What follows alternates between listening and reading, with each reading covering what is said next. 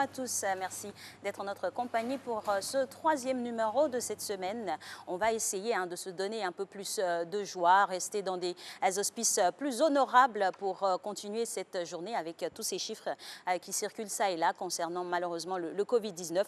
Fort heureusement, on a de l'espoir avec toutes ces personnes qui guérissent de cette maladie. Alors, pour vous permettre de vous recharger en énergie positive et de booster et de booter, j'ai envie de dire, le stress loin de vous, il faut bien sûr pratiquer du sport et le coach Diabaté se donne à vous et vous invite à suivre ces exercices qui suivent.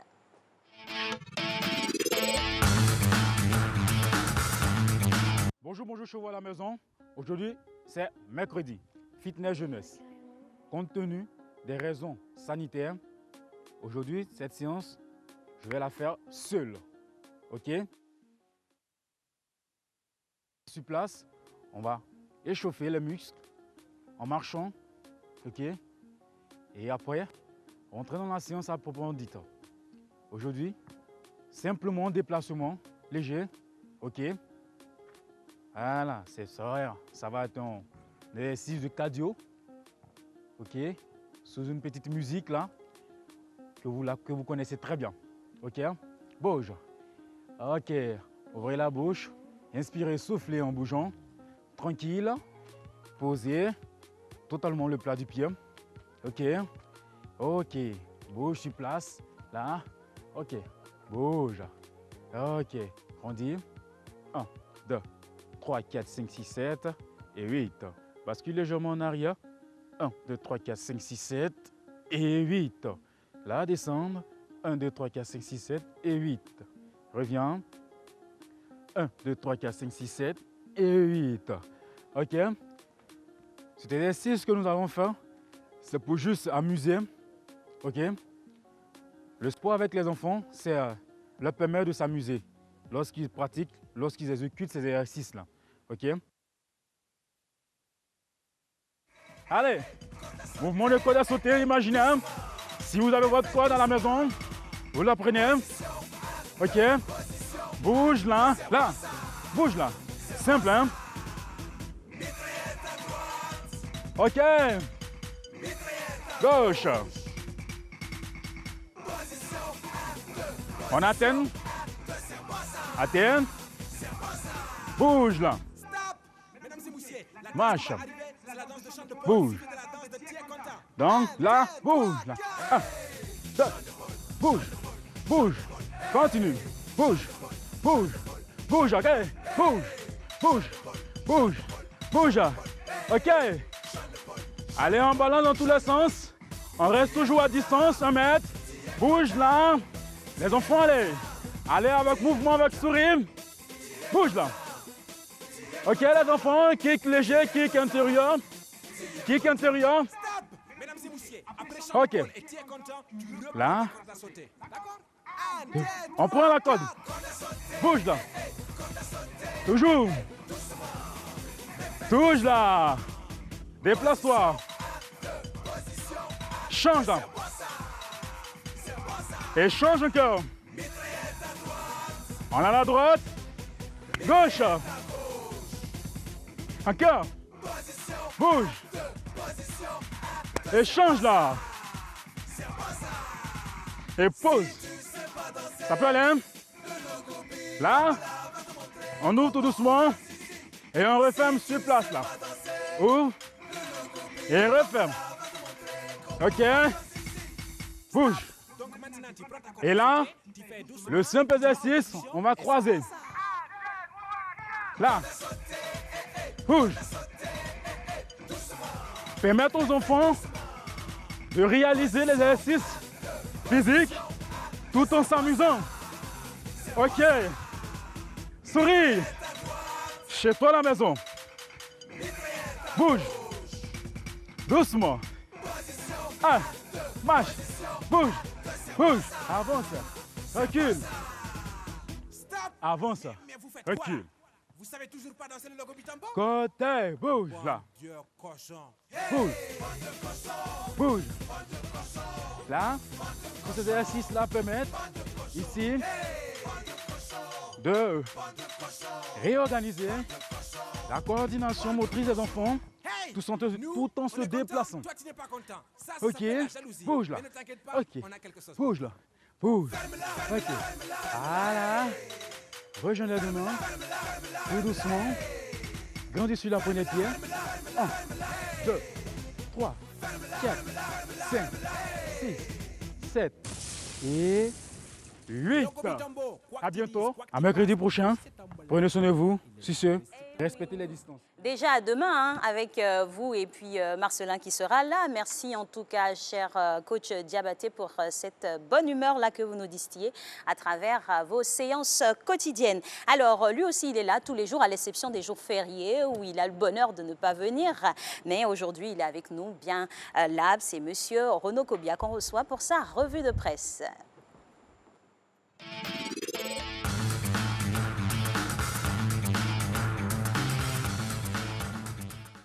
Bonjour. Bonjour Alix. Heureuse de vous revoir. Alors, Pareil on pour démarre cette revue de presse avec la lutte contre le Covid-19, bien évidemment. Et cette lueur d'espoir, plus de 100 personnes ont vaincu cette maladie en Côte d'Ivoire. Bonjour à tous. Effectivement, 114 plus précisément, c'est le nombre de personnes guéries de la maladie dans notre pays. L'annonce a été faite hier par le ministère de la Santé et de l'Hygiène publique lors du point de presse quotidien de la situation selon l'Inter. À noter que 12 nouvelles contaminations ont été enregistrées hier, portant à 638 le nombre de cas confirmés et 6 décès. Alors, on poursuit toujours sur le même sujet. Devant la pénurie de cache-nez, le ministère du Commerce et de l'Industrie rassure. Tout à fait. La Côte d'Ivoire a la possibilité de produire des masques. C'est la déclaration faite à la une de Fraternité Matin par Souleymane Diarra-Souba. Cette information devrait rassurer les populations qui ont du mal à se procurer cet accessoire qui est l'une des mesures de lutte, on le sait, contre le Covid-19 dont le port est devenu obligatoire depuis le jeudi dernier à Abidjan. Et il ne faut pas se le cacher, c'est la nouvelle coqueluche des réseaux sociaux. Le préfet d'Abidjan dénonce par ailleurs certaines pratiques néfastes en référence à la lutte contre le Covid. C'est ce qu'indique le nouveau réveil avec cette une. Des dons Covid-19 sont vendus au marché. Selon le confrère, Vincent Aubirier, à travers ses propos, s'insurge contre l'attitude de certaines personnes qui détournent les dons faits dans le cadre de la lutte contre le Covid-19 à des fins personnelles. Plus de précisions dans le nouveau réveil. Exactement. Alors, pandémie du coronavirus et paiement des loyers, les propriétaires de maisons réagissent à la proposition du Premier ministre. Oui, les propriétaires de maisons font de grandes propositions au gouvernement, selon l'expression, après l'appel au dialogue entre bailleurs et locataires lancé par le chef du gouvernement afin de trouver une formule aux difficultés que pourraient rencontrer les seconds cités à faire face à leurs charges de loyer en cette période de crise. Les propriétaires de maisons, selon le confrère, posent certaines conditions. Et un autre confrère nous indique que les populations du district d'Abidjan dorment avec la peur au ventre en cette période difficile. C'est le jour plus qui en fait cas avec cette une. Les bandits profitent du couvre-feu pour troubler le sommeil des populations à Abidjan. Il faut savoir que des cas d'agression, de braquage sont signalés dans presque toutes les communes de la capitale économique. Et pour faire face à cette situation, le confrère propose des recettes aux autorités policières et souligne pourquoi les forces de l'ordre doivent redoubler de vigilance. Exactement. Alors, 4 soldats ivoiriens arrêtés pour violence et extorsion de fonds pendant le couvre-feu. Il s'agit d'un colonel et de 3 autres militaires qui ont molesté des individus dans 2 campements de l'ouest de la Côte d'Ivoire et ont soutiré à ces derniers la somme de 5 millions de francs CFA pendant le couvre-feu. Selon Soir Info qui cite le commissaire du gouvernement Ange Bernard Kessi, ces 4 individus ont été déférés à la maison d'arrêt militaire d'Abidjan Mama en attendant leur jugement. C'est pas très joli tout ça. Alors, élection à la présidence de la Fédération ivoirienne de football. Ça bouge dans les états-majors des différents candidats. Tout à fait. Après Malik Toé qui a rallié Idriss Diallo, Eugène Demandé, le président du COE Sport de San Pedro, choisit Didier Drogba. Malgré ces mouvements, l'intelligent d'Abidjan lance à sa une qu'aucun membre actif de l'ex-GX, qu'il qualifie de géant au pied d'argile, n'est capable d'affronter Sori Diabaté, le poulain de Sidi Diallo, l'actuel président de la Fédération ivoirienne de football. Affaire à suivre, on dira. Alors, pour terminer, c'est vous qui nous dites. Oui, bien évidemment. Est-ce que vous savez qui a inventé le gel hydroalcoolique? Non, mais je suis très curieuse de le savoir. Eh bien, il s'agit du professeur Didier Pité, rien à voir avec le docteur Albert Pité, du groupe qu'on connaît ici en Côte d'Ivoire. Donc, le docteur Didier Pittet, c'est un médecin suisse et c'est à lui qu'on doit l'invention de cette solution hygiénique qui, depuis le début des années 90, eh bien, il faut savoir que le gel hydroalcoolique, tout le monde le sait aujourd'hui, est une arme essentielle et incontournable dans la lutte contre le coronavirus. Et pour la petite histoire, ce monsieur a refusé de breveter cette invention, donc il ne touche rien sur cette invention qu'il a mise en place depuis le début des années 90, car selon lui, l'hygiène des mains est quelque chose de trop simple et trop nécessaire pour que cette invention soit brevetée. Eh oui, merci en tout cas, docteur Pittet, pour cet altruisme. Et puis de Pittet à Pittet, forcément, il est ivoirien. On le prend. Merci à vous, cher Renaud Kobia. Il est suisse. Pittet, nous, on prend tout ce qui est bon, c'est 225. On se reverra avec beaucoup de plaisir vendredi. Vendredi. Alors, on parle toujours de sensibilisation contre le coronavirus. Nous vous proposons maintenant cet élément qui nous aide à, bien sûr, maintenir une santé efficiente.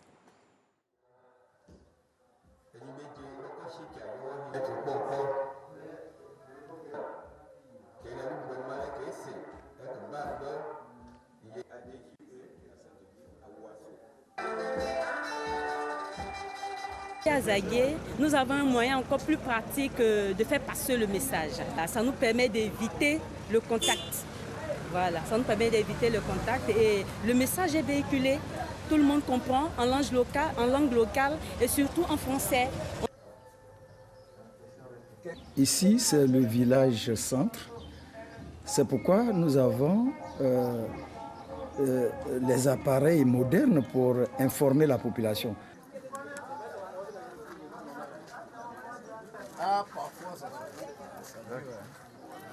Dans les autres villages qui n'ont pas ces moyens, mais nous allons directement et on touche le chef de campement pour aussi dire à ceux-là qui n'ont pas les grands moyens d'information que cette maladie-là est réelle.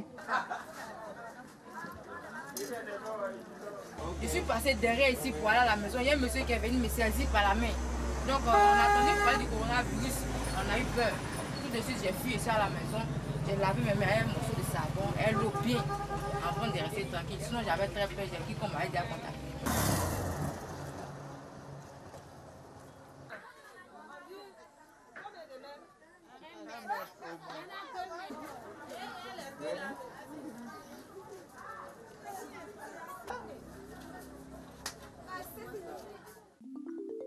Il existe deux grands types de tests pour détecter la présence de coronavirus. Dans le cas d'une infection en cours, on effectue un test moléculaire, c'est-à-dire qu'on recherche des séquences génétiques spécifiques au SARS-CoV-2.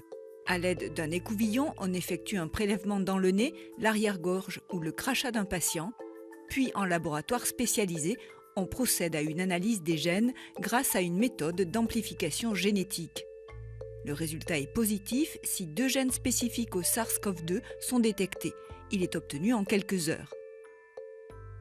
Pour détecter qu'un individu a été infecté par le SARS-CoV-2 dans le passé, on pratique un test de sérologie. À partir d'un échantillon sanguin, on recherche les anticorps que produit le système immunitaire pour attaquer et éliminer le virus, que l'on ait été malade ou non. On recherche 2 types d'anticorps, les IgM, produits en début d'infection, et les IgG, produits plus tardivement. Si les 2 types d'anticorps sont présents, cela montre que le patient a été infecté. Si seuls les IgG sont présents, cela veut dire que le patient se rétablit ou a entièrement récupéré. Cela signifie que le patient a acquis une certaine immunité, mais on ne connaît pas pour l'instant la durée de cette immunité. Les résultats de ces tests peuvent être obtenus en quelques minutes.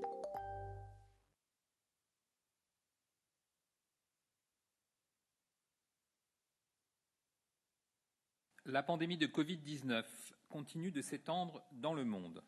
Près de 2 millions de personnes sont désormais atteintes et plus de 121 800 personnes en sont décédées. À ce jour, 465 000 personnes sont guéries. Les États-Unis sont le pays le plus touché au monde, avec près de 585 000 cas, dont plus de 24 000 décès. L'Europe reste très fortement impactée, avec près d'1 million de cas et plus de 80 000 décès. L'Espagne enregistre plus de 173 000 cas et plus de 18 000 morts. En Italie, l'épidémie se poursuit, mais ralentit, avec près de 160 000 cas et près de 20 500 morts. Ce soir, en France, nous avons passé le cap des 100 000 cas confirmés de Covid-19 et Santé publique France décompte donc 103 573 cas, soit 5 497 de plus qu'hier. Depuis le début de l'épidémie, 71 903 personnes ont dû être hospitalisées.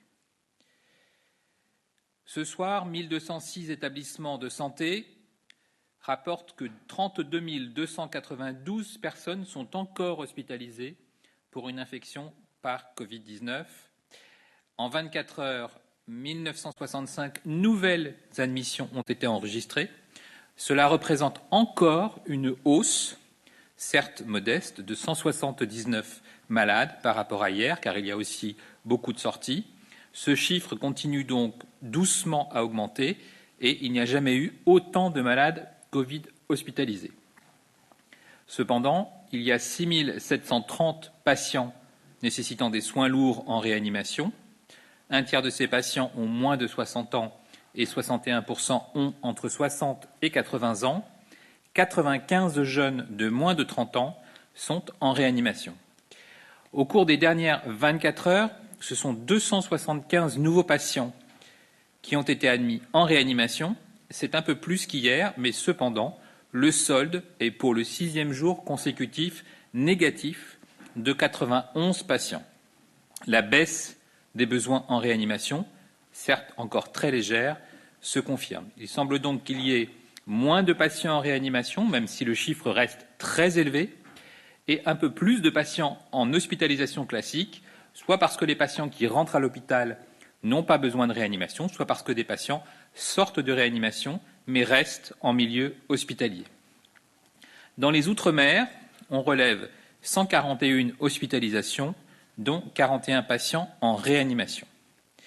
Au total, depuis le début de l'épidémie, c'est plus de 28 805 personnes qui sont sorties guéries de l'hôpital, sans compter les dizaines de milliers de personnes guéries en ville sans besoin de passer par l'hôpital.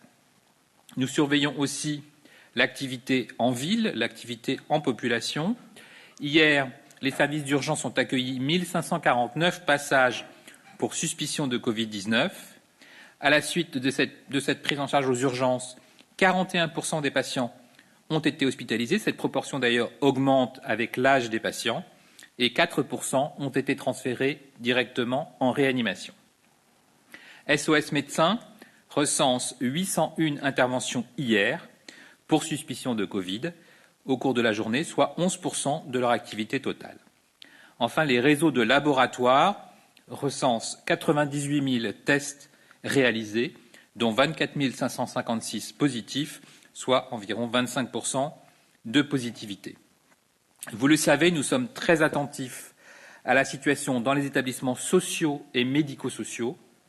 Au total, depuis le début de l'épidémie, 5 280 établissements sociaux et médico-sociaux nous ont rapporté 39 370 cas d'infection par le Covid, 13 050 confirmés, 26 680 possibles.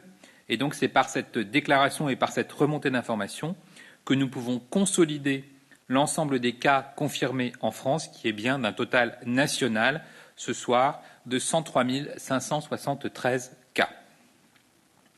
En ce qui concerne la mortalité, d'abord la mortalité hospitalière.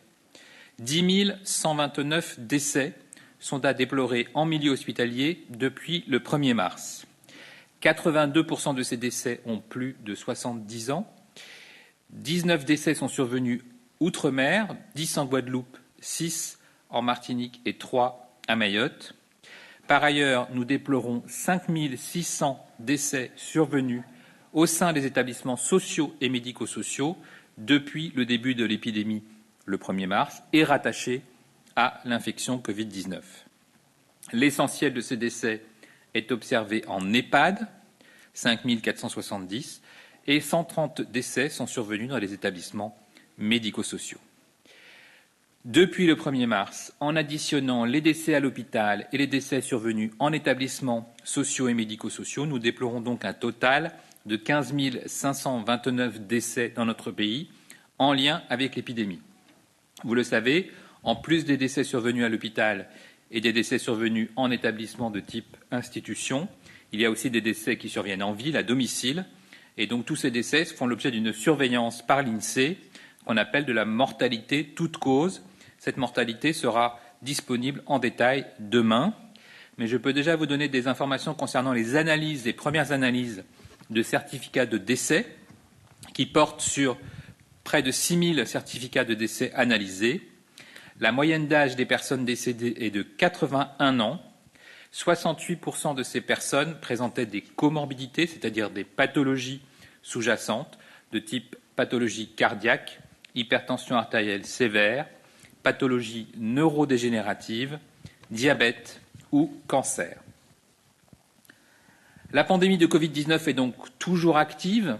Depuis quelques jours, nous observons un plateau, un ralentissement du nombre d'admissions et même une légère diminution du nombre de patients en réanimation. Grâce à vous, grâce à vos efforts, grâce au confinement, nous avons limité la diffusion du virus. Nous devons poursuivre nos efforts, poursuivre l'application stricte des gestes barrières, des mesures de distanciation physique, toujours plus d'1 mètre, des mesures de distanciation sociale et surtout notre objectif de réduction des contacts pour freiner toujours plus vite et plus fort cette épidémie. Nous restons tous mobilisés, vous le savez, pour assurer des soins de qualité et nous sommes conscients des besoins. Nous nous efforçons à chaque fois d'y répondre. Un petit point important pour le quotidien, pour lutter efficacement contre la maladie et pour éviter tout risque de transmission, les règles de gestion des déchets ont été mises en place. Il est important de mettre les masques, les mouchoirs, les lingettes, les objets contaminés ou souillés dans un double sac plastique pour les ordures ménagères.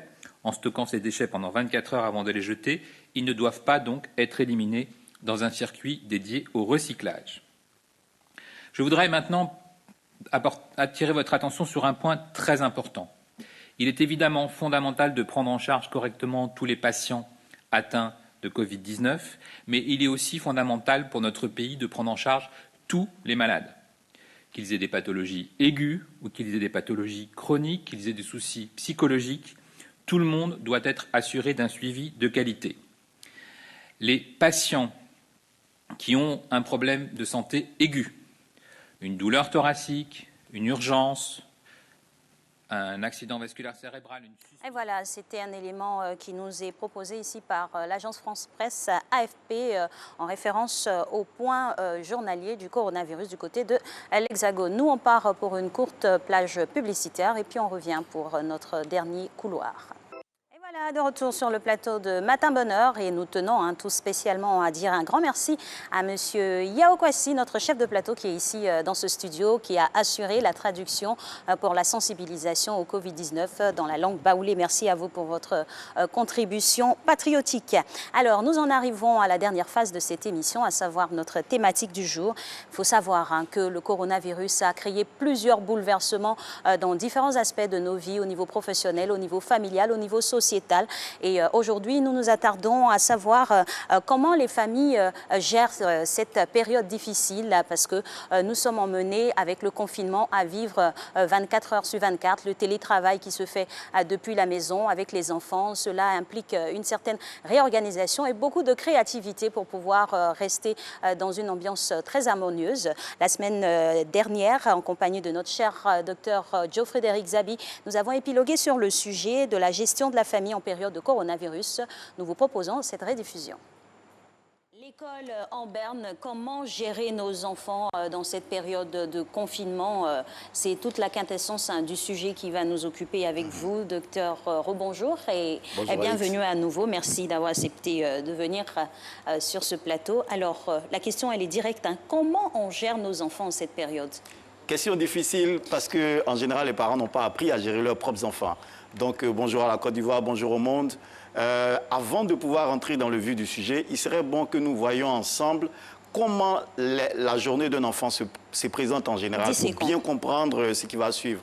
En général, les enfants, ils s'élèvent le matin, on les prépare pour aller à l'école, ils vont à l'école, ils reviennent entre midi et 2 pour avoir une pause. Il y en a qui restent à l'école, ils reprennent les cours avec des pauses bien évidemment et ils reviennent le soir pour être en famille.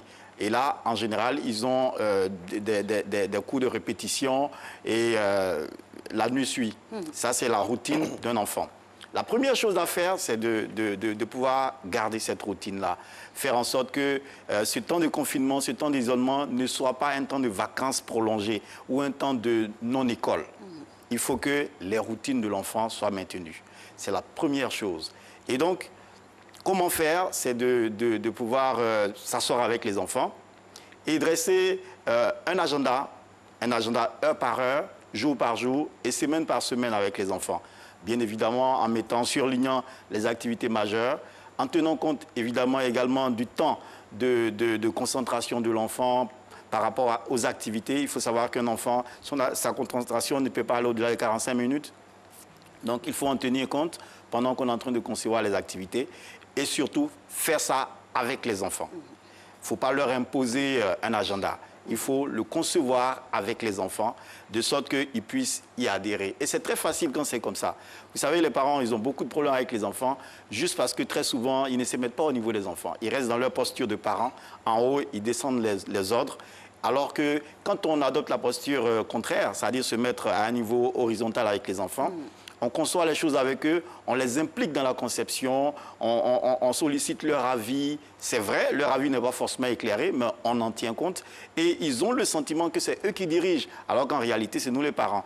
Et donc, quand c'est fait de cette façon-là, je pense que tout va pour le meilleur, en tout cas. En tout cas, avec vous, on va revenir sur ces différents pans des formations par rapport à la posture que doivent avoir les parents et aussi les enfants, parce qu'on attend également beaucoup de choses des enfants. Pour estampiller, bien sûr, ce temps d'entretien qu'on a avec vous, sous la houlette, bien sûr, de notre réalisateur Jacques Brou, nous allons aller voir maintenant, grâce à notre Emmanuel Bonzo National, notre JRI, savoir comment les jeunes, les étudiants, les élèves occupent leur temps à ces périodes de confinement non officiel, mais surtout au niveau de l'école, là, c'est clair qu'il y a un confinement. Comment ils vivent cela? Élément de réponse.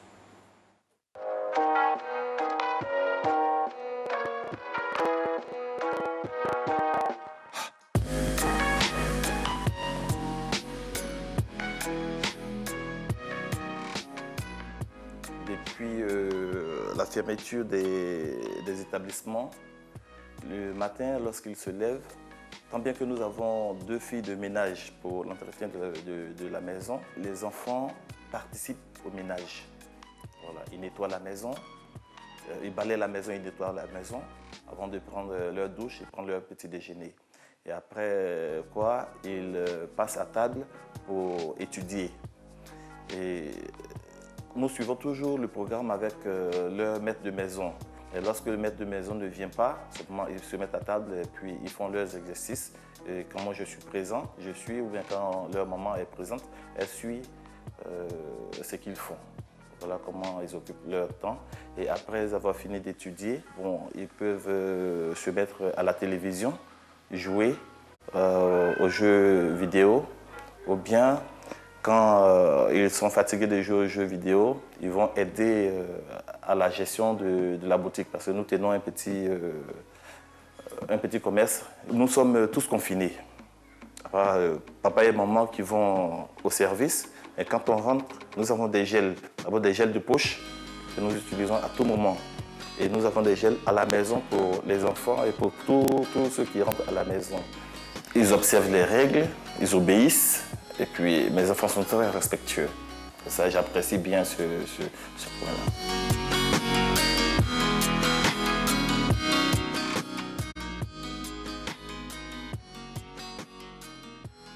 Bonjour les gars, c'est comment? Ça peut aller? En tant qu'étudiant, bon, on verra qu'on ne fait plus grande chose. Bon, je ne fais plus grande chose. Parce qu'on avait l'habitude d'aller sur la faculté. On ne peut plus aller sur la faculté. On pouvait aller s'asseoir avec des amis, on ne peut plus le faire. Donc, je suis vraiment coincé. Et donc, on vit vraiment difficilement cette situation-là. Dans la peur et tout. Il y a la famille aussi qui est inquiète de l'autre côté, voilà, qui appelle tout le temps pour savoir si vraiment on est vraiment en sécurité. On fera peut-être des moments de bosse, peut-être qu'on causera avec nos amis, prendre des précautions. Mais actuellement, nous sommes dans une pandémie et c'est vraiment sérieux. Ça tue vraiment les personnes. Donc j'appelle tout un chacun à vraiment respecter ces règles-là et à vraiment rester chez lui s'il n'a rien à faire à l'extérieur. Et vraiment que Dieu veille sur tout le monde.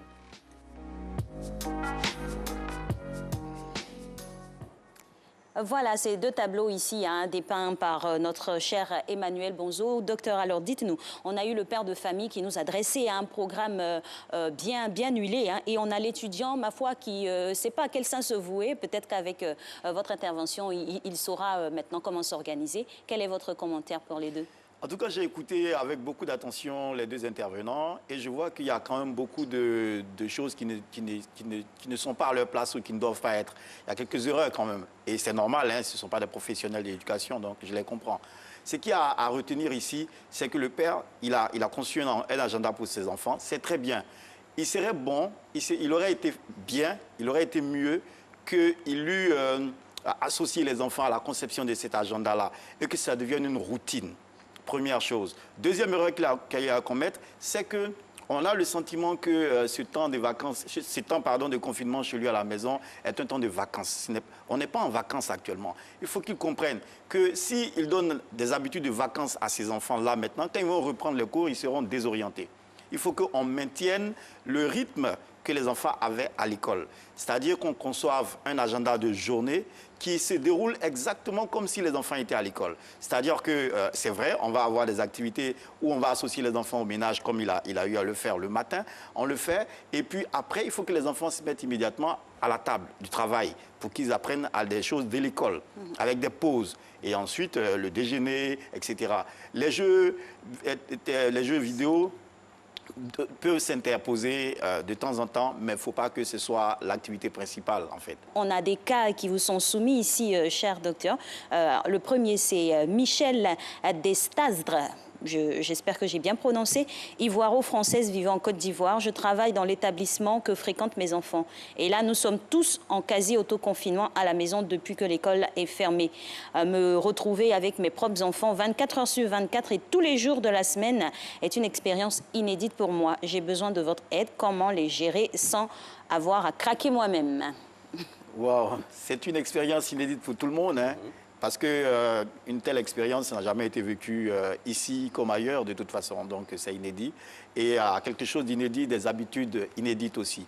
Donc ce que je vais dire là maintenant à cette dame, Madame Michel Destazdre, voilà, ce que je vais lui dire, c'est valable pour les familles à revenus, les familles aisées comme les familles à revenus modérés.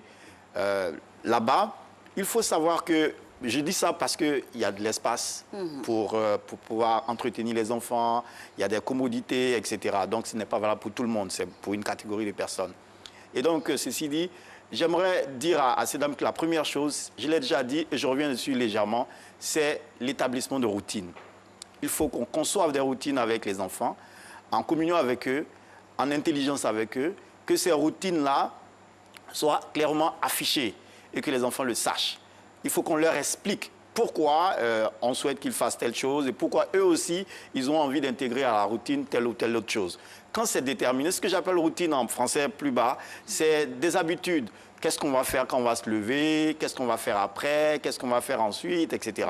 C'est cela la routine. Donc, il faut qu'on fasse un agenda de journée, un agenda de semaine, un agenda heure par heure, comme je l'ai dit au départ. C'est la première chose. La seconde chose, c'est qu'il faut qu'au-delà des routines, qu'on sache que l'école doit continuer, comme je l'ai dit tout à l'heure. Donc, il faut qu'on démarre bien la journée.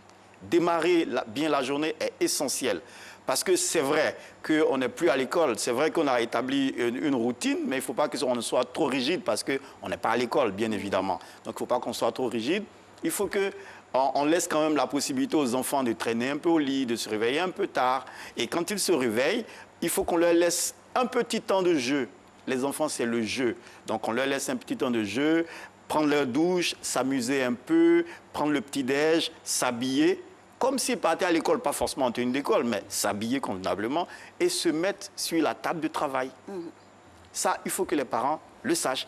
On se met sur la table de travail Et pour montrer à l'enfant, pour donner le bon exemple à l'enfant, l'idéal serait que cette table de travail-là, si le parent, par exemple, fait du télétravail, que cette table de travail de l'enfant soit à côté de la table du parent. Comme ça, il a un œil sur le travail que les enfants font. À défaut, s'il y a un grand frère pour accompagner les enfants, s'il y a quelqu'un qui vient pour aider les enfants, cette personne est là et les enfants sont ensemble. Ils peuvent travailler, bien évidemment, en observant les règles d'hygiène qu'on a édictées ici. Mais si on dépasse le seuil des 2 semaines à la maison ensemble, ça veut dire qu'il n'y a personne qui est porteur asymptomatique. Donc, on peut se mélanger. Et des personnes qui ne sortent pas et qui reviennent de la maison. C'est également à notifier. Et évidemment, donc, en ce moment-là, on se met à table et puis les enfants travaillent. Okay. Observer des pauses entre les temps de travail. Chaque 45 minutes, une pause. De 10, 15 minutes. Chaque 45 minutes, une pause. Et on va arriver peut-être à la pause déjeuner. Voilà, j'ai envie de meubler cette pause de chaque 45 minutes. Hein. Ce n'est pas le goûter, ce n'est pas les bonbons. Qu'est-ce qu'on y met? Parce qu'il faut être précis avec ces enfants-là. Au moment de la pause... Il y a pause et pause. Voilà. Hein. 45 minutes, il y a la pause. Mais la pause aussi fait partie de la pédagogie. Absolument. Je l'ai dit, ça tient compte du temps de concentration de l'enfant. Après 45 minutes d'activité intense, il est bon que l'enfant relâche un peu. Et donc, cette pause-là, ça peut se faire par une autre activité, mais qui est moins demandante. Je veux dire, on fait une activité de mathématiques, par exemple, de 8h jusqu'à 10h. À partir de 10h, on peut donner 5 minutes pour que les enfants, ils s'étaquent, ils rigolent entre eux. Voilà. Et puis, après ça, on peut faire un peu d'anglais. C'est un exemple qui est moins fatigant, qui est beaucoup plus relaxant, etc. Donc, il faut intercaler les moments de travail par des moments de pause. La pause goûter peut intervenir autour de 10h30, 11h par là. Respecter les pauses goûter. Les pauses goûter. Communément collation. Voilà. Une petite collation. Exactement. Parce qu'il faut penser à la santé. Ce sont des enfants. C'est ça. Des enfants. Et bon, c'est vrai qu'on ne pourra pas tout développer dans un seul cas.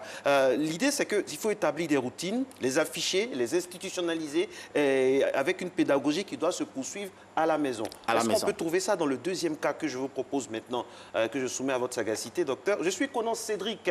On salue tous ceux qui nous regardent depuis la commune d'Atekoubé. J'habite une petite maison, 2 pièces avec 6 enfants. Nous sommes un boing, comme il dit, dans notre maison. Depuis le début de la crise, mon entreprise a fermé et je suis à la maison avec mes enfants pendant que leur maman continue d'aller gérer son petit commerce au marché. Je suis perdu, docteur, entre la peur de les laisser aller se faire contaminer dehors et l'exiguïté de mon espace de vie. Je ne sais comment faire. Aidez-moi, docteur. C'est pas évident. C'est pas facile.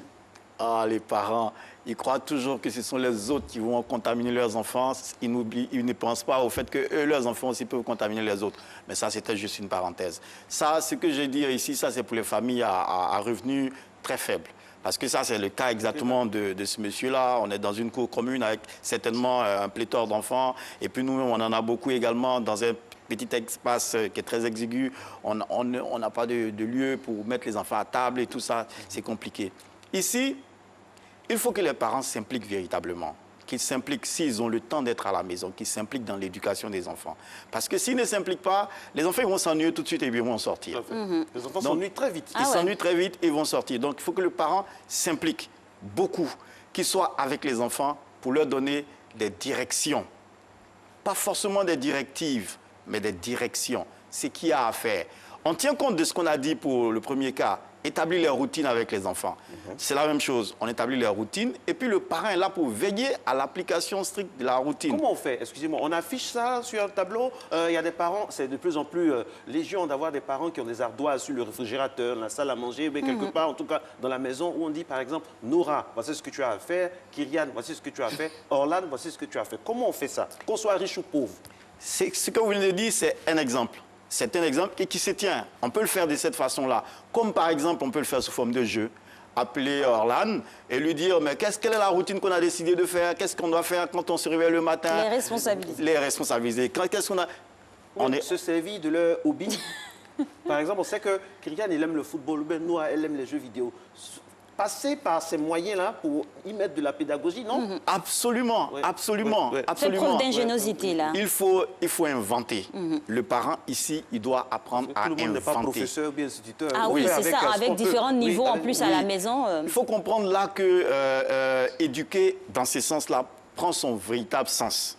ici. Ouais, Ce n'est pas forcément l'instruction où on est enseignant, fait ceci, on fait pas cela, On a la le cours est comme démarche ça. Non, pédagogique. il faut ici éduquer. Et éduquer, c'est réveiller le potentiel qui est en chacun d'entre les. Donc, un parent qui ne sait pas lire, qu'est-ce qu'il fait? Est-ce que le fait, par exemple, de dire à ses enfants, OK, je suis vendeuse, les commerces sont fermés. Maman qui ne sait pas lire, par exemple, est seule avec ses enfants, papa est sur un chantier. Maman ne sait pas lire, mais le matin, elle réveille ses enfants et elle les oblige à aller sur la table, elle ouvre les cahiers. Même ne sachant pas lire, elle oblige ses enfants à être là pour lire. Est-ce que ça, c'est une bonne attitude? Elle peut le faire, mais sous assistance. Parce qu'il n'y a personne, c'est confiné, il n'y a personne. Franchement, tout c'est hermétique, quoi. Oui, c'est hermétique. Il faut mettre au préalable un cadre de responsabilité. Un cadre où on explique aux enfants qu'il ne faut pas qu'ils trichent. Un cadre où les enfants doivent prendre conscience de ce que aller à l'école, c'est une bonne chose pour eux. Et la mère, même si elle ne sait pas lire, il y a des choses qu'elle peut apprendre à son enfant. Comment? Ce n'est pas parce que, je vais y arriver, ce n'est pas parce qu'elle ne sait pas lire qu'elle ne sait pas faire des calculs, par exemple. Elle va au marché, elle échange la monnaie, c'est des calculs arithmétiques. Mais il y a des parents qui ne disent pas aux enfants qu'ils ne savent pas lire. Et l'enfant ne sait pas. Tellement l'enfant arrive à, entre guillemets, mystifier, il ne sait pas, mais le parent ne veut pas dire aussi. Donc, il peut briser un mythe, là. Donc, il fait en sorte que l'enfant pense qu'il sait lire. Ah, j'ouvre le cahier, là. Vas-y, étudie. Quand elle voit une rature, elle sait que ce n'est pas normal par rapport à ce qui a été écrit avant. Donc, elle ose dire, ah, ici, là, ce n'est pas bon, il faut reprendre.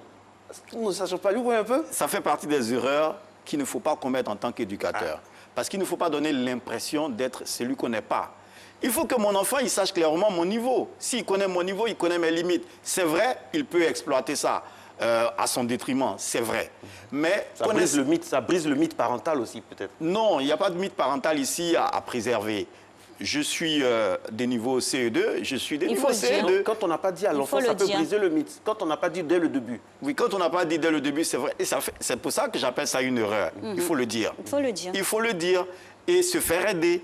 Parce que, je le répète, quand l'enfant il va découvrir, il ne va jamais vous dire qu'il a découvert. Mais il va exploiter ça à fond. Ça, c'est vrai. Et ça sera à votre détriment et à son détriment. Parce que avant et après tout, c'est lui le perdant. Mais lui, ne sachant pas qu'il va perdre sur le long terme, lui va exploiter ça à fond. Maman, elle fait semblant de connaître alors qu'en réalité, elle ne connaît pas. Quand je vais tourner ici, elle sera perdue. Les enfants, ils sont très malicieux, très intelligents. Donc, il faut leur dire notre vérité. Plus on connaît la vérité de quelqu'un, plus on le prend dans sa nature et on fait les choses comme il se doit. Donc, cette dame-là, il serait bon qu'elle se fasse aider. Qu'elle se fasse aider pour surveiller les études des enfants et tout. Et surtout, éduquer les enfants autrement. C'est-à-dire que désormais, intégrer tout ce qui est activité, par exemple, du quotidien de la vie, dans la vie des enfants. Leur apprendre que la vie, là, c'est pas seulement connaître les mathématiques à l'école, et même les mathématiques à l'école. Bon, peut-être que je ne connais pas la géométrie, peut-être que je ne connais pas certaines façons de faire, mais un maçon, c'est un bon mathématicien, sinon il ne peut pas. Un électricien, c'est de la mathématique qu'il fait. Nous, on aime les exemples concrets ici. Par exemple, maman vend des piments au marché. Remplacer les bâtonnets par des tas de piments. Pas de piments, c'est plus concret. Même le piment. Oui, même le piment, oui, c'est vrai. On prend un et en piment, même temps, le parent apprend aussi, parce qu'il y a cet esprit d'ouverture, là, le parent peut apprendre en même temps avec ses... Un enfant qui est en classe de CE2, qui a besoin d'apprendre les additions, ou en CE1, il a besoin d'apprendre les additions ou bien les soustractions, etc. Et sur ces terrains-là, elles sont magnifiques. Elles sont magnifiques. Voilà, elles ont des PhD. Ce que tu es en train de faire à l'école, là, papa ou bien papy, voilà où ça va t'emmener. Tu vas être amené à gérer, ça peut être l'arithmétique, 2 piments plus 2 gâteaux. Voilà, il y en a qui font ça avec des bonbons, mais on peut sortir aussi des sentiers battus. On fait avec les moyens de bord, avec ce qu'on a. Il faut être inventif. Ingénieux, oui. Inventif, ingénieux, intelligent, à fond dans ces conditions-là.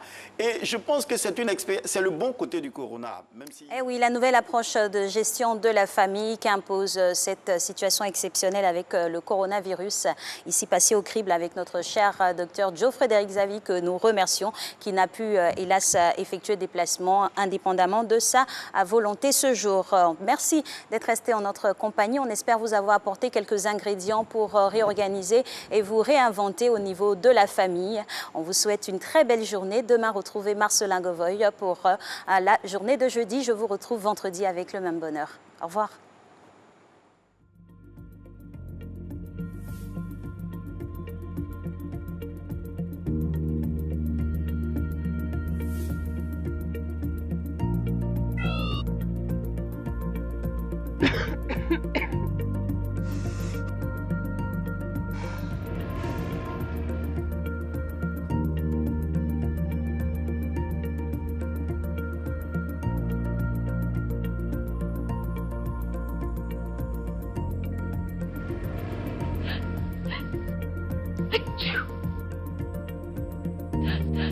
Fight!